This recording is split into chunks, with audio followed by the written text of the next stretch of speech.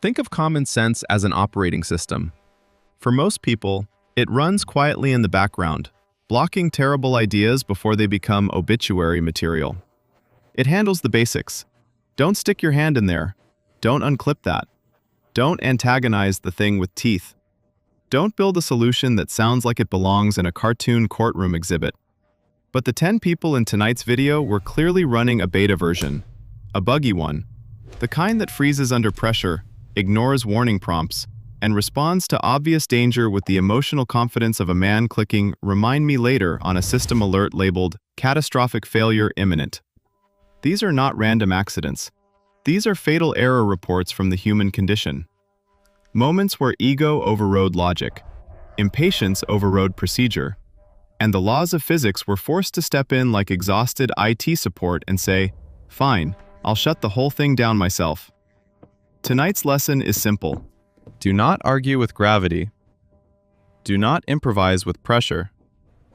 Do not assume your confidence is a safety feature.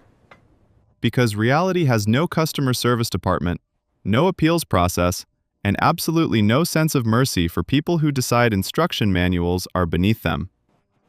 Let's begin in California, where one billionaire decided a scenic boulder was ruining his ocean view and responded by trying to delete geology itself. Case 1. The billionaire versus the boulder.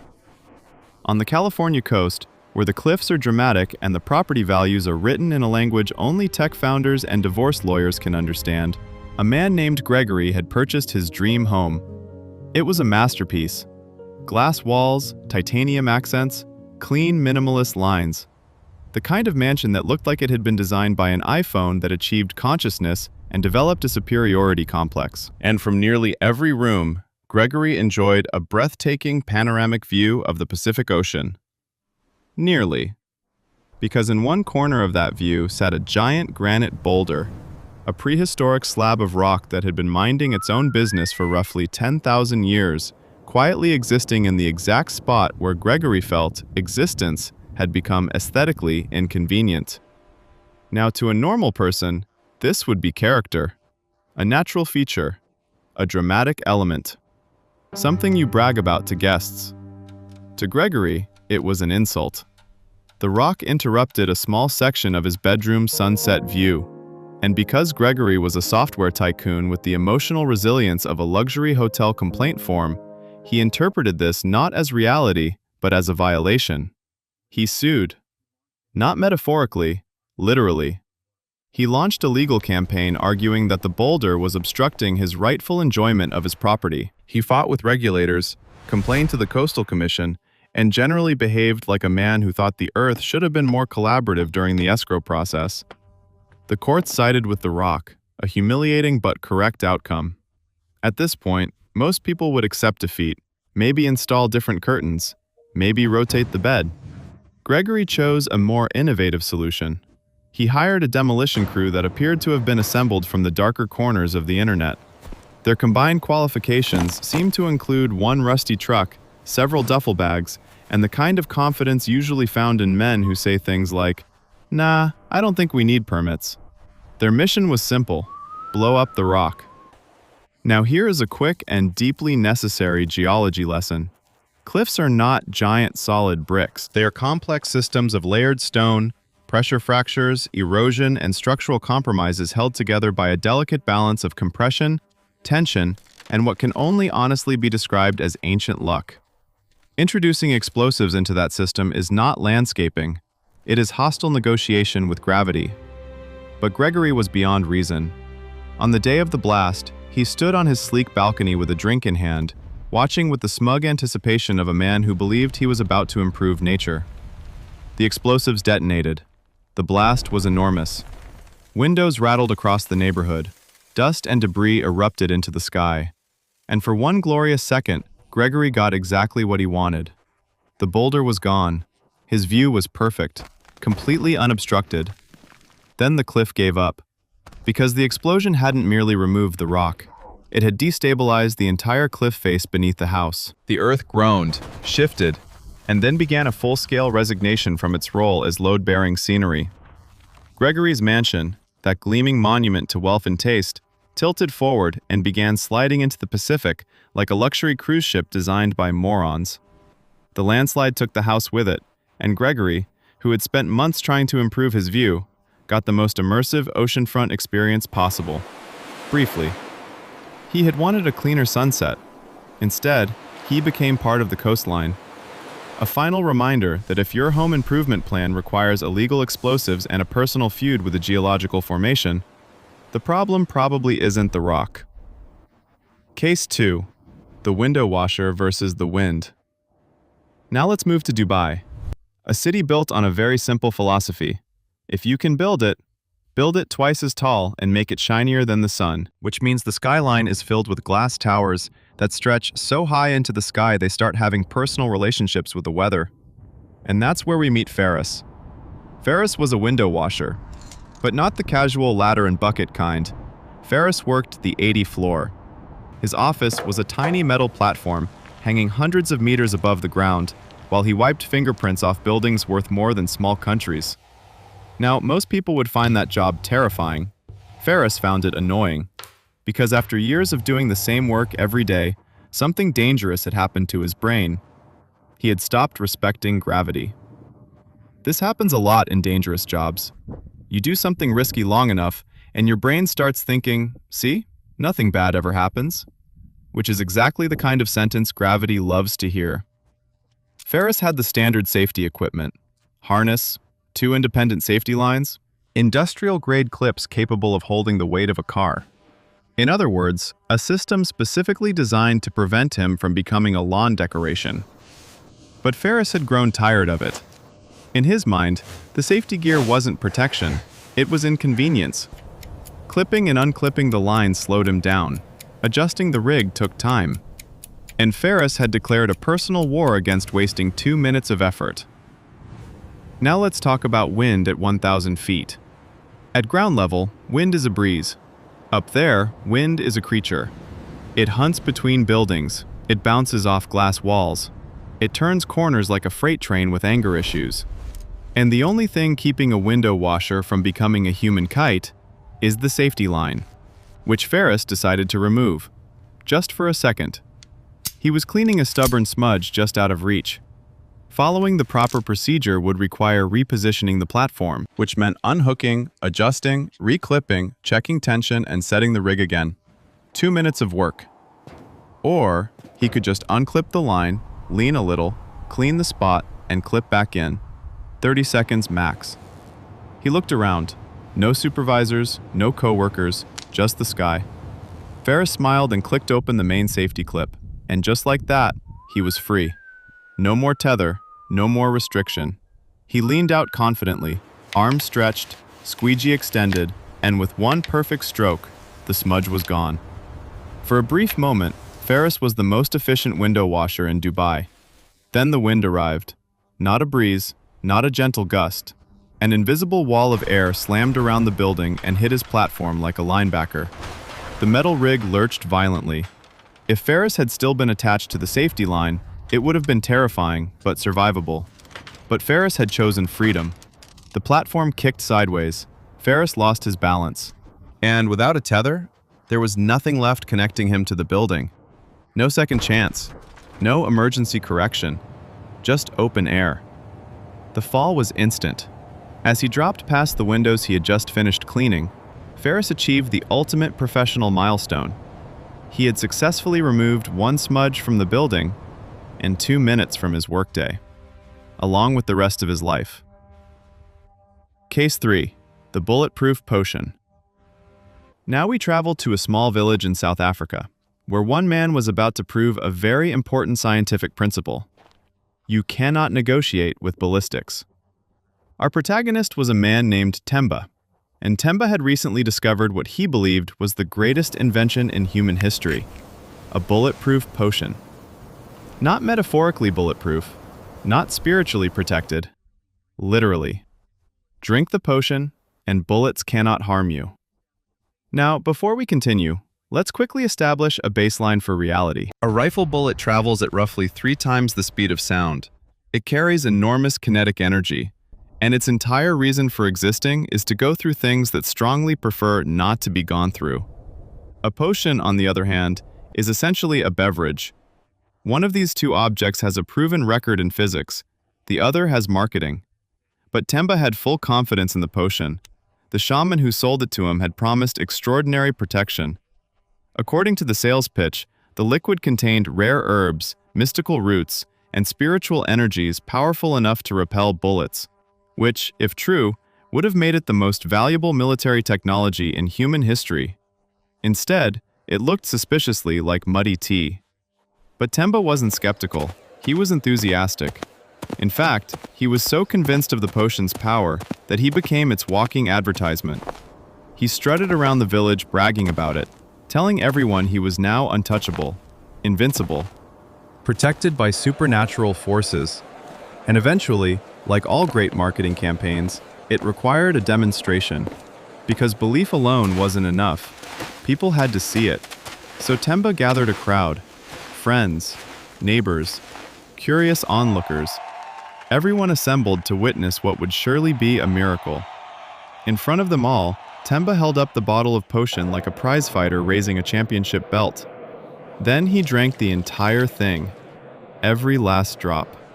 He wiped his mouth dramatically, spread his arms wide, and stepped into the center of the crowd like a stage performer about to reveal the grand finale. Then he handed a rifle to one of his friends. The friend hesitated, because somewhere in his brain, a very small voice was screaming, "This seems like a terrible idea." But Temba was confident, radiating confidence. The confidence of a man who believed he had just unlocked God mode. He pointed at his chest. "Go ahead," he said. "Shoot me." In Temba's imagination, the outcome was obvious. The rifle would fire, the bullet would strike his chest, and bounce harmlessly away. The crowd would gasp, people would fall to their knees in awe, and the shaman would probably raise his prices. The friend lifted the rifle, took aim, and pulled the trigger. The shot echoed across the village. The bullet did exactly what bullets have been doing since the invention of gunpowder. It traveled forward at enormous speed. It ignored the potion, it ignored the ceremony, it ignored the marketing claims, and it went straight through Temba's chest. Physics had reviewed the demonstration and declined to participate in the miracle. The crowd watched in stunned silence as the most expensive placebo in local history failed its first field test. Temba had wanted to prove he was bulletproof. Instead, he proved something far more useful. If someone sells you a potion that claims to stop rifle rounds, you may want to test it on literally anything else first. Case 4. Death by Parmesan. Now we travel to Italy, a country famous for art, romance, and a level of culinary excellence that has caused wars over pasta sauces. But tonight's story takes place in a location less glamorous, a Parmesan cheese factory. And our protagonist is a man named Enzo. Enzo was not what you would call a professional criminal. He was more of a freelance disappointment. His career consisted mostly of small-time thefts executed with the strategic brilliance of a drunk raccoon trying to open a vending machine. But one night, Enzo had a big idea. He had heard about the factory, a warehouse filled with enormous wheels of Parmigiano Reggiano, each wheel worth hundreds of dollars. In Enzo's mind, this was not cheese, this was gold with lactose. So he broke in. The entry actually went surprisingly well. He slipped into the facility, found the storage area, and began loading up massive wheels of Parmesan like a man preparing for the world's most aggressive pasta dinner. Then the alarm went off. Loud. Very loud. The kind of alarm that says, "Congratulations, the police are now extremely interested in you." Panic immediately took control of Enzo's brain. The police would arrive any minute. He needed a hiding place. Something clever. Something nobody would ever think to search. Then he saw it.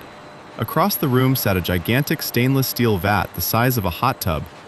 Inside it was a massive pile of freshly grated Parmesan cheese. Golden, fluffy, perfect. To a rational person, this would look like part of the manufacturing process. To Enzo's panic-powered brain, it looked like genius. A dairy-based invisibility cloak. "Perfect," he probably whispered. "I hide in the cheese." Now, we need to pause here for a brief but very important physics lesson. When grated cheese is stored in massive quantities, it does not behave like the light sprinkle you shake over spaghetti. It behaves like grain. And grain has a horrifying property called grain entrapment. When a human body sinks into it, the material compacts around them. It locks their limbs, and the weight presses against their chest until breathing becomes impossible. Farmers unfortunately know this phenomenon very well. Enzo did not. Because Enzo had skipped the entire chapter titled, "Things that can quietly kill you while you're being stupid." So Enzo climbed up the side of the vat, looked around, heard distant sirens, and without hesitation, he jumped in. At first, it felt brilliant. The cheese swallowed him instantly, soft, warm, aromatic. He burrowed deeper and pulled the grated Parmesan over his head like a blanket. Hidden, invisible, a criminal mastermind. He lay perfectly still as police cars arrived outside. Footsteps echoed through the factory. Flashlights swept across the floor, but nobody checked the cheese vat. Eventually, the police left. The building went quiet again. Enzo must have felt triumphant. He had done it. He had outsmarted the authorities. Unfortunately, the cheese had other plans. Because the moment he moved even slightly, the loose grated Parmesan shifted and compacted around his body. His arms were pinned. His legs stuck. The weight pressed against his chest like a slowly tightening vice. He tried to move. Nothing. He tried to breathe. The pressure only grew stronger. The cheese continued settling, each tiny flake locking into place, turning the vat into a dairy-based coffin. By the time workers arrived the next morning, Enzo had become something no Italian chef had ever requested: an ingredient. The police investigation later concluded that Enzo had technically succeeded in becoming one with the Parmesan, just not in a way that pairs well with pasta. And somewhere in Italy, there is probably still a factory rule that reads, "Please do not hide inside the cheese." Case 5. The woman who tried to sing to a whale. Now we move to the open Pacific Ocean, miles from land, endless blue water. The kind of place where humans suddenly remember that the planet is mostly ocean and we are not the dominant species there. Our next character was a woman named Serenity, and Serenity believed she had a very special gift. She could communicate with whales, not in a scientific study their behavior kind of way, not in a marine biologist analyze vocal patterns kind of way. No, Serenity believed she had a spiritual connection with them. According to her theory, whales were highly emotional beings broadcasting complex messages through their songs, and she, uniquely, possessed the emotional sensitivity required to understand them, which meant she wasn't just observing whales, she was planning to talk back. Now, before we continue, let's establish one small biological fact. A humpback whale is about 40 tons, roughly the size of a school bus. It can breach completely out of the water. Its tail alone can flip small boats like a bored toddler kicking over toy cars. This is why marine laws strongly suggest that humans stay at least 100 yards away from them. Not because whales are evil, but because if a creature the size of a submarine accidentally bumps you, that's still the end of the story. Serenity, however, believed those rules were written by people who simply didn't understand her connection. So one morning, she loaded her small kayak and paddled far offshore. Very far. Far enough that tour boats and researchers were nowhere nearby. She wanted privacy for her interspecies concert. After hours on the water, she finally spotted it.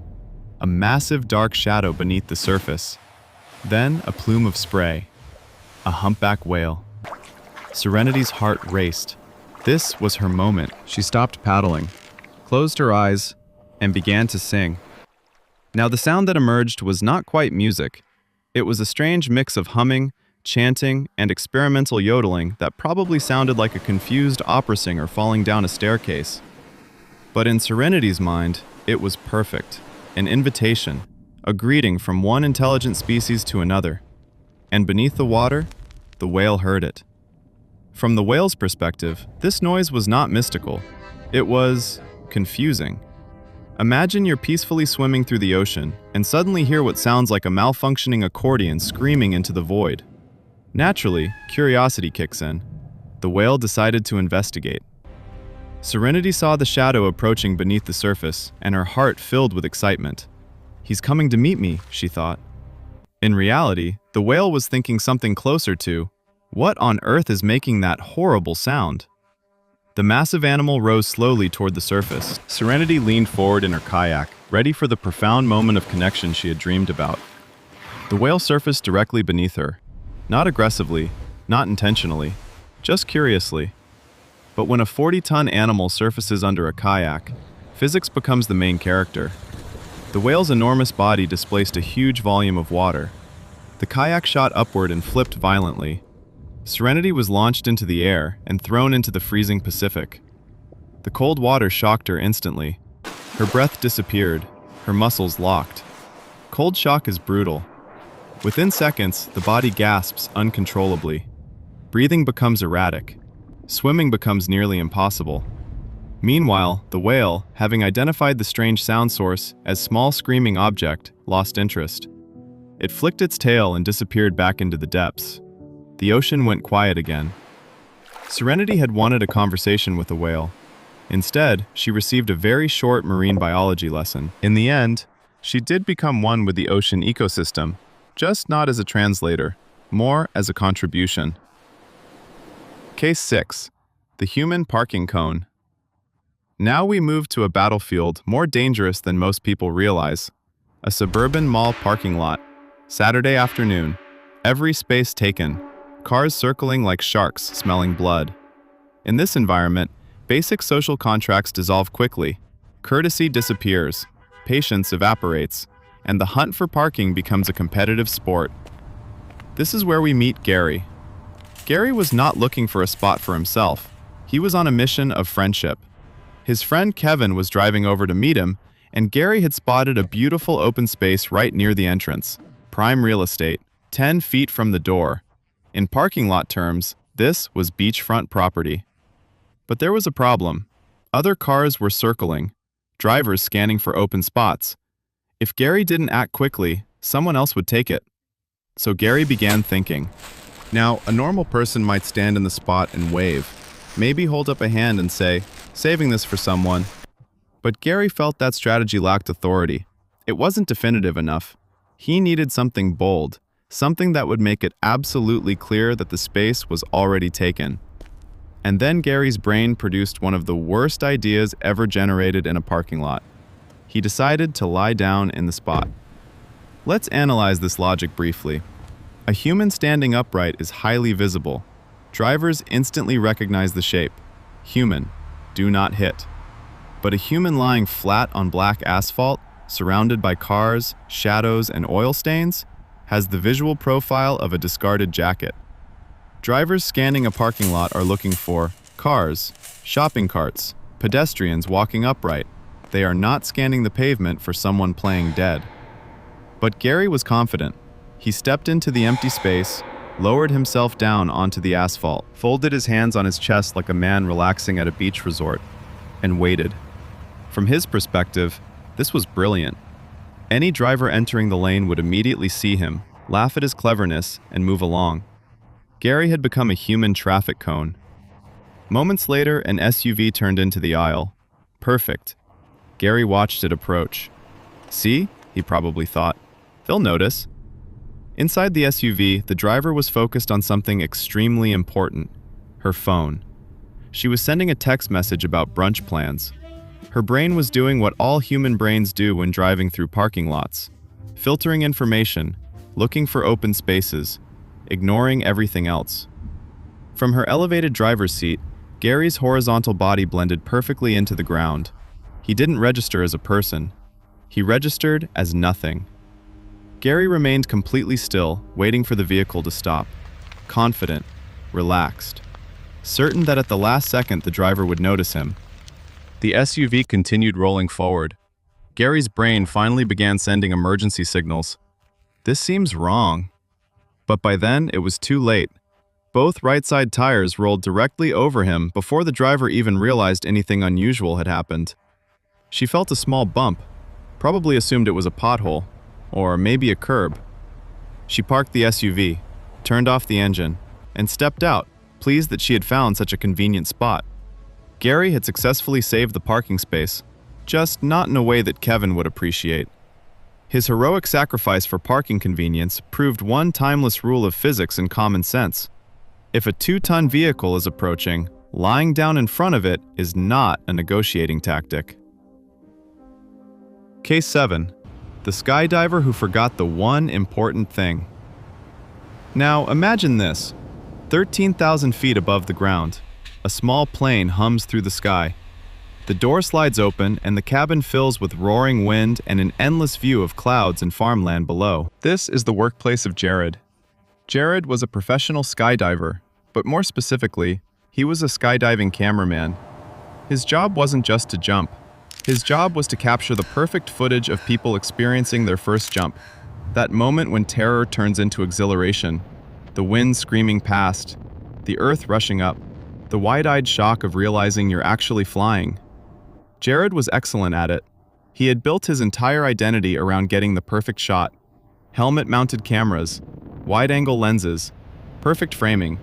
Every jump was a chance to capture something incredible. But Jared had developed a dangerous habit. He viewed the entire world through the lens of a camera, even when he was part of the scene, which meant sometimes he forgot he was also part of the safety checklist. Now let's review the skydiving process very quickly. Step 1. Get in plane. Step 2. Wear parachute. Step 3. Jump. Step 4. Deploy parachute. That second step is not optional. It is the entire reason skydiving works. Without it, the activity changes categories, from extreme sport to terminal velocity experiment. On this particular day, Jared was filming a group of first-time jumpers. The energy inside the plane was electric.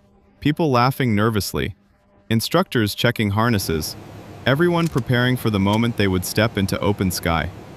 Jared moved around the cabin filming everything.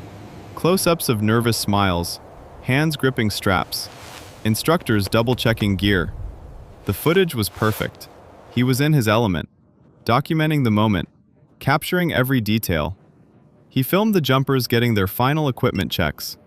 He filmed the instructors attaching the tandem harnesses. He filmed everything, except his own equipment. Because in his mind, he wasn't the participant. He was the observer, the director, the storyteller. When the plane reached altitude, the door opened and the wind roared through the cabin. One by one, the jumpers stepped out into the sky, each pair disappearing into the blue. Jared leaned out of the plane, filming them as they fell.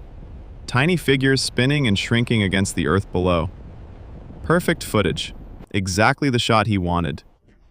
Now it was his turn, the grand finale. He turned the camera toward himself for the classic skydiver introduction shot. Wind roaring, clouds behind him. He flashed a confident grin, gave the camera a rock and roll hand sign, and leapt from the plane. For a few seconds, everything was perfect. The wind rushed past him. The camera recorded the beautiful spinning view of sky and earth. The footage was stunning, exactly what his audience expected. Then Jared reached for the ripcord and felt nothing. Because in the chaos of filming everyone else's safety checks, he had never put on his parachute. There was no equipment malfunction, no torn line, no technical error, just the complete and total absence of the one piece of gear that made the entire activity survivable. The camera continued recording, capturing the exact moment when realization hit him, the transition from joy to confusion to absolute terror.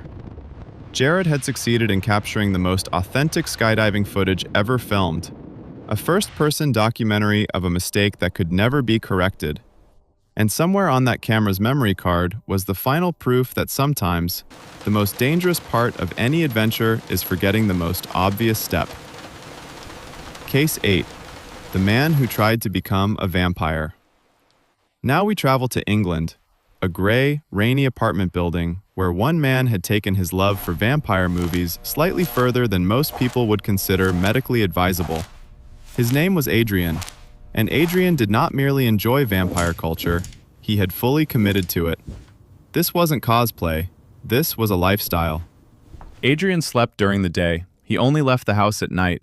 He wore black velvet coats, spoke in a dramatic Eastern European accent that he had learned from old horror films, and had even paid for surgically implanted fangs.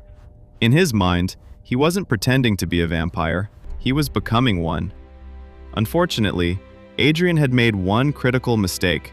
He believed that vampire fiction was not fiction. He believed it was documentation. And one particular rule from vampire lore became very important to him. According to the myth, a vampire must rest in the soil of its homeland in order to maintain its supernatural power. Now, Adrian happened to be from Romania, which meant that in order to complete his transformation, he believed he needed to sleep every night in Romanian soil. This was not symbolic to him. This was biological necessity. So Adrian did what any reasonable vampire enthusiast would do. He arranged to have several hundred pounds of Romanian dirt shipped to England. Customs officials probably had questions, but eventually the shipment arrived. Adrian proudly carried the bags into his apartment and filled a large wooden coffin he had built specifically for this purpose, his transformation chamber. Each night he would climb inside, pull the soil over his body like a blanket, close the lid, and sleep. In his mind, the dirt was recharging his supernatural abilities. In reality, he had just imported one of the most densely populated ecosystems on Earth directly into his bedroom. Because soil is not just dirt, it is a thriving microscopic city. Billions of bacteria, viruses, parasites, and fungal spores. And some of those spores are extremely dangerous when inhaled repeatedly, especially in a poorly ventilated wooden box. Adrian, however, had not consulted a microbiologist. He had consulted Dracula novels. Night after night, he buried himself in the dirt, breathing in massive quantities of spores from soil organisms that his immune system had never encountered before. At first, he began to feel tired, weak. But Adrian interpreted this as a sign that the transformation was progressing, that his human body was struggling to adapt to its new immortal form. Then came the cough, a persistent, deep cough that rattled his chest. But again, Adrian saw this not as illness, but as part of the metamorphosis, the tragic suffering of a gothic anti-hero. In reality, the spores were slowly colonizing his lungs, a rare but aggressive fungal infection, one that gets worse the more spores you inhale, and Adrian was inhaling them every single night. Eventually, neighbors reported a strange smell coming from his apartment.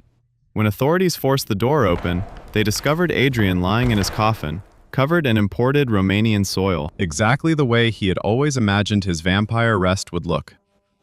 Except the coroner's report did not list his cause of death as sunlight, or wooden stake, or supernatural transformation. It listed something far less dramatic: fungal pneumonia caused by soil inhalation.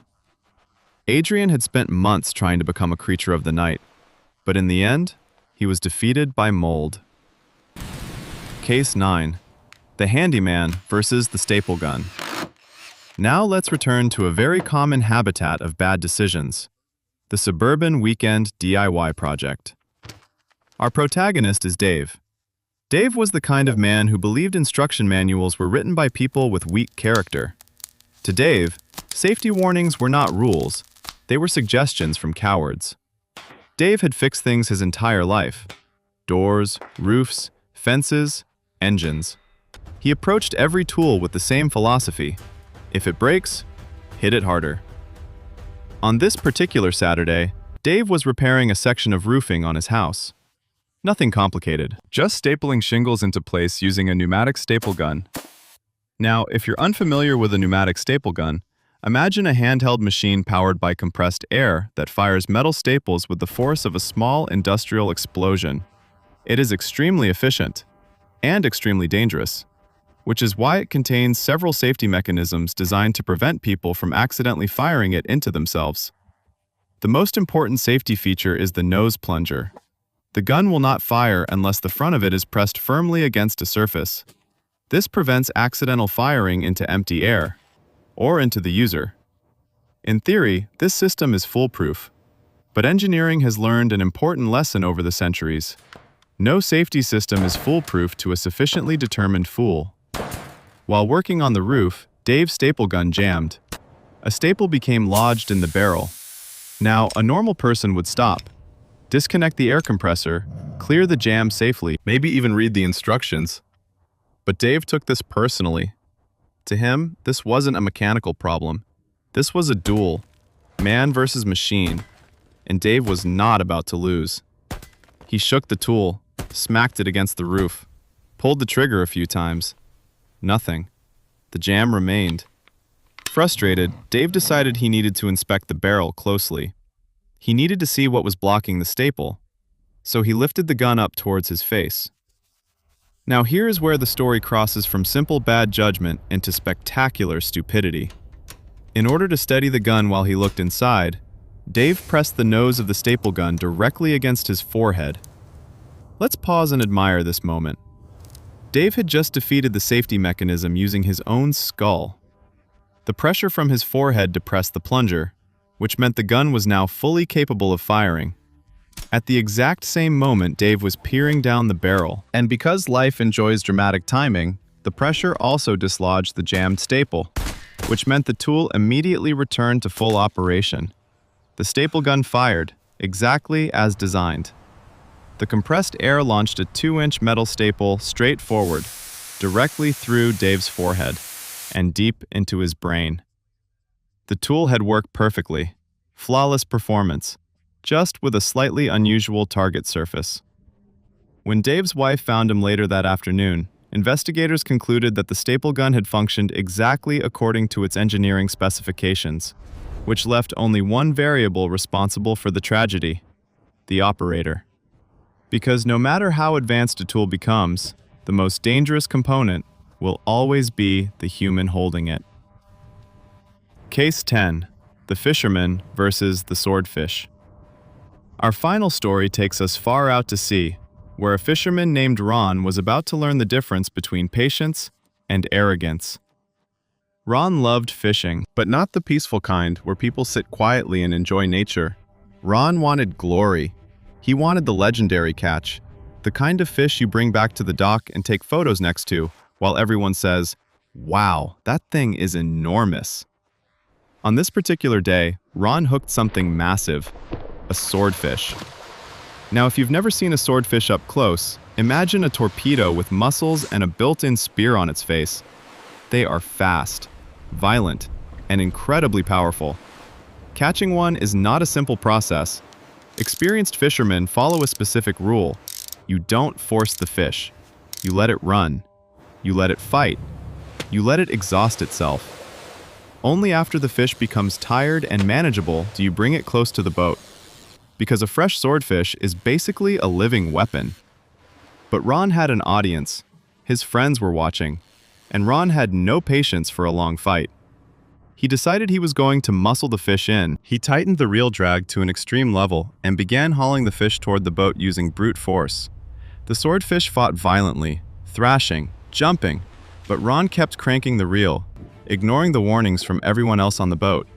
Eventually, the enormous fish was dragged right next to the hull, still furious, still powerful, still very much alive. The smart move at this point would have been to control the fish using a long gaff hook from a safe distance, but Ron had adrenaline in his system and victory in his mind. He leaned far over the side of the boat, grabbed the fishing line with his bare hands, and began pulling the fish toward him personally. This was the moment the swordfish had been waiting for. Cornered, furious, one last desperate move. With a sudden explosive burst of energy, the fish launched itself out of the water. Not upward, forward, directly toward Ron. The swordfish's long, sharp bill struck him like a spear, driven by hundreds of pounds of muscle and momentum. In a single violent motion, the fisherman became the target. The fish had won the fight. Ron had come to the ocean looking for a trophy. Instead, he became the most unfortunate catch of the day. A final reminder that when you are dealing with a 400-pound animal that has a sword attached to its face, patience is not optional. So, what have we learned today? Don't blow up cliffs to improve your view. Don't unclip safety lines at 80 floors. Don't test bulletproof potions with real bullets. Don't hide inside industrial cheese. Don't sing to whales. Don't lie down in parking spaces. Don't jump out of airplanes without parachutes. Don't sleep in imported dirt. Don't look down the barrel of power tools. And if you hook a swordfish, remember one very important rule. You're not fighting a fish. You're fighting a 400-pound animal with a built-in weapon. Now it's your turn. Which one of these stories needs a brand new warning label? Write the label in the comments. Something like, "Do not attempt geological warfare against cliffs." If this video convinced you to keep common sense installed on your operating system, hit the like button, subscribe, and come back next time. Because somewhere out there, someone is already working on the next fatal error report.